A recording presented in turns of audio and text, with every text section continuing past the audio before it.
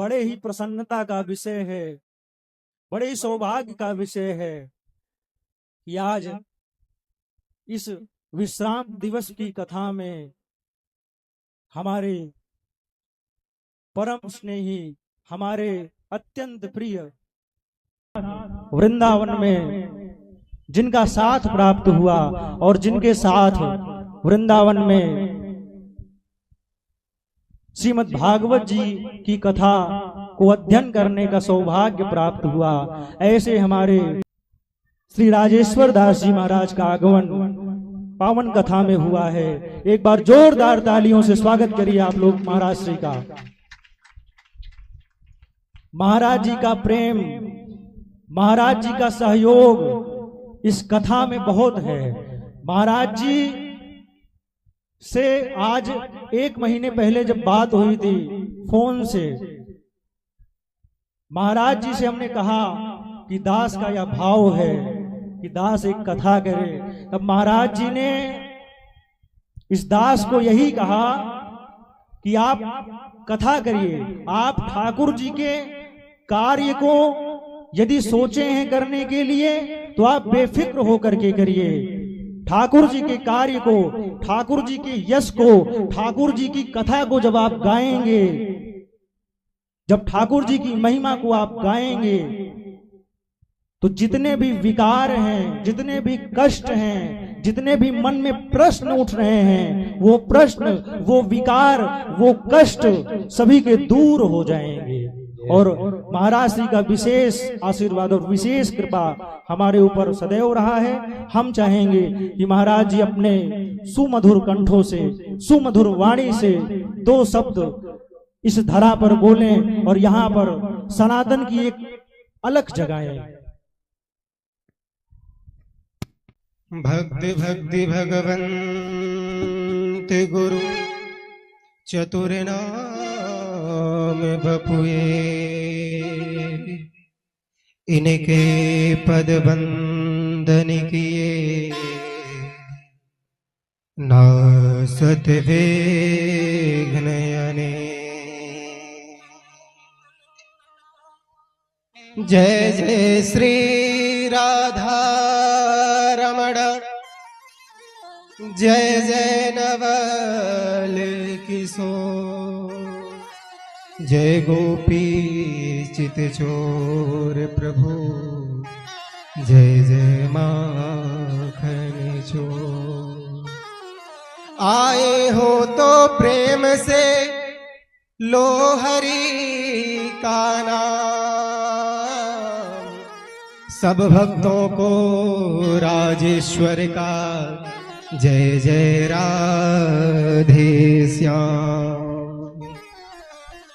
परम मंगलमयी परात्पर आकारण करुणा वरुणालय, भक्तवांछा कल्पतरु भक्तवत्सल, दीन दयाल बंधु, श्री वृंदावन की गलियों में विचरण करने वाले मेरे बाल गोपाल श्री कृष्ण लाल की अयुत की बड़ी कृपा से आज इस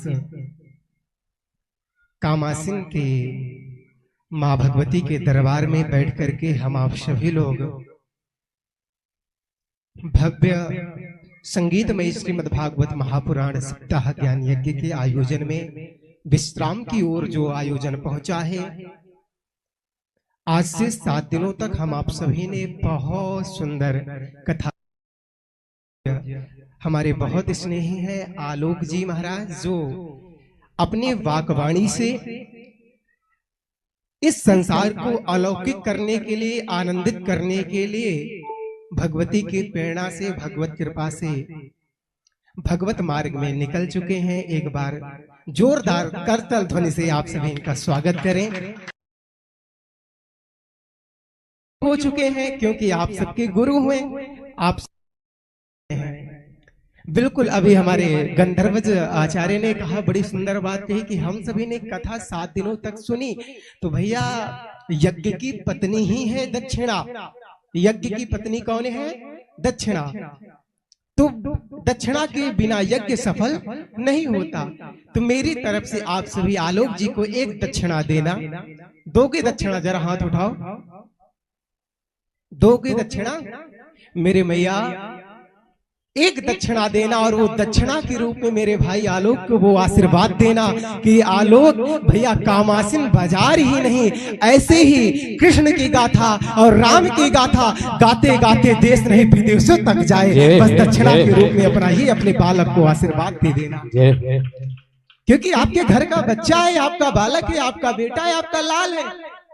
और भैया आपका लाल यदि आगे जाएगा तो बहुत बड़ी कृपा आपकी रहेगी। लेकिन एक बहुत गंभीर चर्चा है जो भैया आज हमारे सनातन को लेकर के है। हम आपको ये बहुत अच्छी तरह ज्ञात है कि आज हमारे सनातन को भैया कुठाराघात करने के लिए, हमारे सनातन को मिटाने के लिए अनेक अलंबिया अनेक व्यक्ति जो भैया कुठाराघात करके सनातन को मिटा रहे हैं। और आपको एक सच्चाई बताऊं, हम जीवित रहे ना रहे, सनातन की सबसे बड़ी जो भैया अर्थव्यवस्था सनातन की पुरोधा है। गैया मैया हमारी आज दर दर भटक रही हैं, आज उन्हें कोई बचाने वाला नहीं है। हम आप सोचते हैं कि भैया जातिवाद में बढ़ गए, कोई कहता है ब्राह्मण है, कोई कहता है क्षत्रिय वैश्य शूद्र। अरे कहां से भैया आप चार हो सकते हो, कहां से अलग हो सकते हो? शास्त्र कहता है ब्राह्मणोस्य मुखमासिद बाहु राजन्यः कृतः यद वैश्यः पदव्यां शूद्रो अजागत। भैया उसी नारायण के ही अंगों से ही तो भैया चार निकले हैं, ब्राह्मण क्षत्रिय वैश्य शूद्र। हमारे शरीर के अंगों में से एक अंग निकाल दिया जाए तो भैया क्या हम आप फिर एक रहेंगे?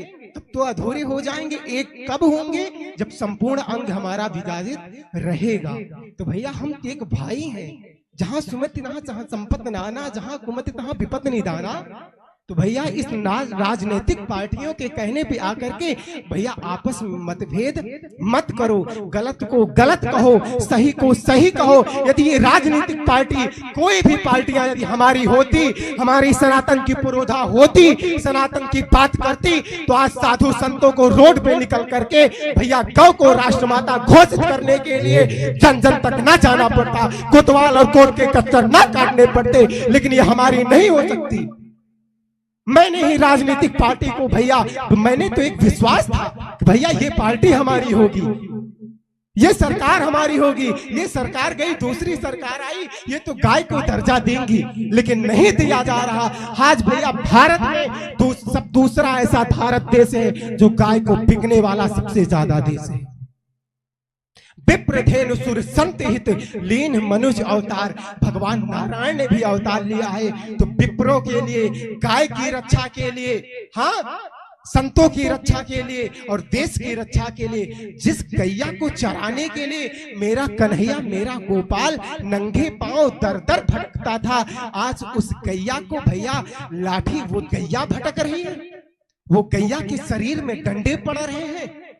और कोई भैया शंकराचार्य, कोई साधु महात्मा यदि निकलता है उसकी रक्षा के लिए, तो हम आप उस पर परिहास उड़ाते हैं। ये भूल है मेरे माई बाप। यदि भैया गोपाल की कथा सुनना तभी सार्थक होगी जब गैया की सेवा आप करोगे। संकल्प ले लो, एक एक गैया आपको रखना है, प्राण चले जाएंगे लेकिन सनातन को जीवित रहेगा। क्योंकि भैया धर्मो रक्षित रक्षिता, जब धर्म की रक्षा होगी तभी आपकी रक्षा हो पाएगी, तभी धर्म आपकी रक्षा पड़ेगा। ये भूल जाइए कि ब्राह्मण का ही काम है धर्म को बचाना, क्षत्रिय का काम है केवल शस्त्र उठाना। क्योंकि भैया मिमियाना अब बंद करो, भाषा बोलो फैला दो की, जीभ काट लो उग्रवाद की, नाजायज औलादों की। अगर हो भूल सुधारी जाती है, अगर हो भूल सुधारी जाती है, जब कुत्ते पागल हो तब गोली मारी जाती है, उन्हें छोड़ा नहीं जाता है। भैया यदि आप हमारी बात करोगे तभी हम आपकी बात करेंगे। यदि तुम, क्योंकि एक बात ये नोट कर लेना, गाय को रोटी खिलाने वाला और गाय को रोटी के साथ खाने वाला कभी भाई भाई नहीं हो सकता है।